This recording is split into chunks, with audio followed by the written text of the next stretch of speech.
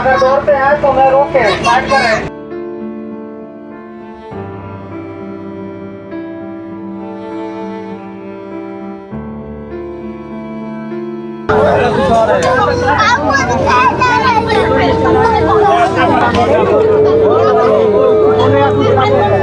सबको बददुआ लगेगा, गरीब आदमी का हाय लगेगा, मर जाएगा, ठंडा में टूट जाएगा, उसका खानदान साफ हो जाएगा, मर जाएगा,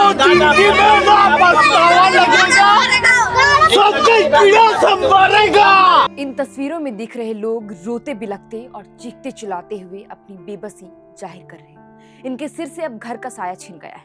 भ्रष्ट अधिकारी और भ्रष्टाचार में लिप्त सरकारी तंत्र की मिलीभगत से जमीन बेची गई। जब लोगों ने अपना आशियाना बना लिया, तब नींद से सोते रिम्स प्रबंधन की आंख बरसों बाद खुलती है और इन बेबस लाचार लोगों के सपनों को बुलडोजर से रौंद देती है। घरों के तोड़ने के बाद यहाँ बसे लोग रांची की कड़कड़ाती ठंड में टेंट लगाकर सोने के लिए विवश है। हाईकोर्ट के आदेश के बाद बुलडोजर एक्शन जारी है। वहीं रिम्स की जमीन पर बना अपार्टमेंट छेनी हथौड़ी से तोड़ा जा रहा है, जो अभी भी जारी है। लेकिन प्रशासन की कार्रवाई के बीच ये सवाल उठता है कि जब रिम्स प्रबंधन की जमीन पर अवैध तरीके से लोग रह रहे थे या अपार्टमेंट बन रहा था, तब प्रशासन ने कोई कार्रवाई क्यों नहीं की? क्या प्रशासन को इसकी कोई खबर नहीं थी? क्या सब कुछ बिल्डर और सरकारी अधिकारियों की मिलीभगत से ऐसा हो रहा था? ये तमाम सवाल इसलिए भी उठ रहे हैं क्योंकि अब रजिस्ट्रार, सीईओ, डीसीएलआर, नक्शा पास करने वाले टाउन प्लानर और नगर आयुक्त पर सवाल उठ रहे हैं। आज की इस वीडियो में हम आपको विस्तार में बताएंगे और इन तमाम सवालों के जवाब भी तलाशने की कोशिश करेंगे। दैनिक भास्कर की रिपोर्ट के अनुसार रांची के रिम्स के लिए अधिग्रहित खाता संख्या 107, प्लॉट संख्या 1663 की 22 डिसमिल जमीन पर अवैध रूप से बने आनंदम अपार्टमेंट का मामला सरकारी तंत्र की मिलीभगत और बड़े भ्रष्टाचार को उजागर करता है। जहां एक ओर बिल्डर और भूस्वामी इसे अधिग्रहण मुक्त बता रहे हैं, वहीं जिला प्रशासन ने हाईकोर्ट में दस्तावेज पेश कर इसकी पुष्टि की है कि जमीन का अधिग्रहण वर्ष 2064 में ही हो चुका था और संबंधित कागजातों में बड़े पैमाने पर ओवर राइटिंग कर हेरफेर की गई।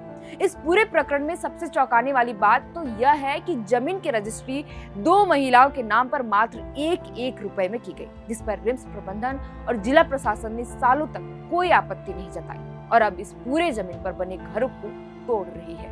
वहीं आनंदम अपार्टमेंट में अपनी मेहनत की कमाई निवेश करने वाले 15 परिवारों का भविष्य अधर में लटक गया है, क्योंकि अधिकारियों ने अपनी जिम्मेदारी निभाने के बजाय नियमों को ताक पर रखकर नक्शा पास करने और म्यूटेशन करने में संदिग्ध भूमिका निभा दी है।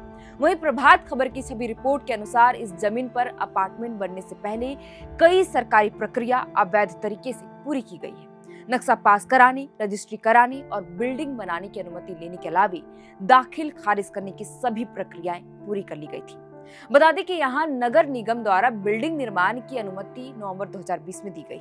जमीन के म्यूटेशन के आवेदन अंचल कार्यालय बड़गई द्वारा अस्वीकृत किया गया था। तत्कालीन अंचलाधिकारी ने इसे निरस्त किया था। इसके बाद मामला डीसीएलआर के पास पहुंचा और वहां से दाखिल खारिज की अनुमति दे दी गई।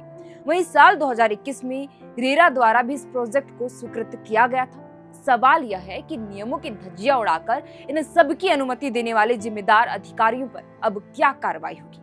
प्रभात खबर की इस रिपोर्ट में इस बात का भी जिक्र किया गया है कि इस जमीन की डीड में लिखा गया है कि जमीन के खतियान के अनुसार यह सरकारी जमीन तो बिल्कुल भी नहीं है और ना ही सरकार के द्वारा किसी सैनिक या असैनिक कार्यों के लिए इसका अधिग्रहण किया गया है।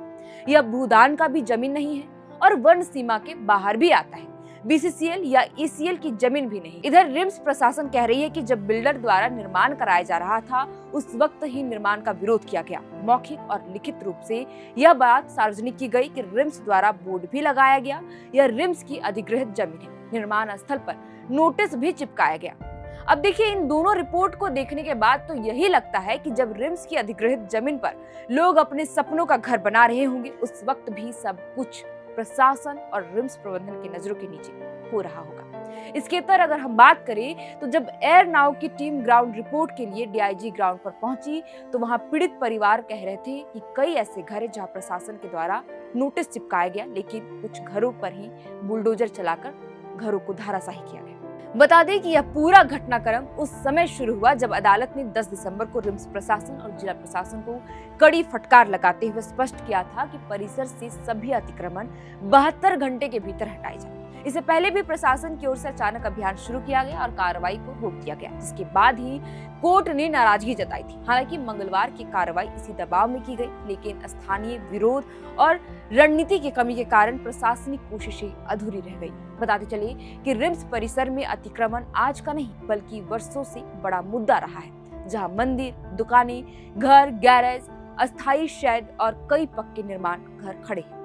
प्रशासनिक ढिलाई और राजनीतिक सामाजिक हस्तक्षेप के कारण अब तक प्रभावी कार्रवाई नहीं हो सकी थी, लेकिन हाईकोर्ट की ओर से आदेश मिलने के बाद घरों को तोड़ने का काम शुरू किया गया। बहरहाल इस पूरे मामले में सबसे बड़ा सवाल तो यही उठता है कि आखिर डीआईजी ग्राउंड के पास रहने वाले आम लोगों और आनंदम फ्लैट खरीदने वालों का दोष क्या है। जब पिछले 5 वर्षों से इस अपार्टमेंट का निर्माण हो रहा था, तब रिम्स प्रबंधन के अधिकारी कहां सोए हुए थे? अगर यह जमीन रिम्स की थी तो नगर निगम ने इस पर नक्शा कैसे पास कर दिया? और यदि जमीन का नेचर बदला गया तो इसका असली जिम्मेदार कौन है? सवाल यह भी है कि अगर यहाँ रह रहे लोग अवैध तरीके से रह रहे थे तो प्रशासन की नाक के नीचे सालों से उनके होल्डिंग टैक्स, बिजली, पानी के बिल और जमीन की रसीदें कैसे कट रही थी? आज प्रशासन, रिम्स और नगर निगम की इसी लापरवाही का खामियाजा उन गरीब और बेसहारे लोगों को भुगतना पड़ रहा है, जिनका एकमात्र दोष सिर्फ यहाँ अपना घर बसाना था। नतीजा यह है कि आज उनके सपनों का आशियाना छीन चुका है और वे इस कड़कड़ाती ठंड में मात्र प्लास्टिक के टेंट लगाकर नीचे रहने को मजबूर है। इस पूरी खबर पर आपकी क्या राय है, हमें कमेंट कर जरूर बताइएगा। फिलहाल के इस वीडियो में इतना ही। आप देख रहे थे एयर नाउ। हमारा नाम है श्रेया रतन। बहुत बहुत शुक्रिया।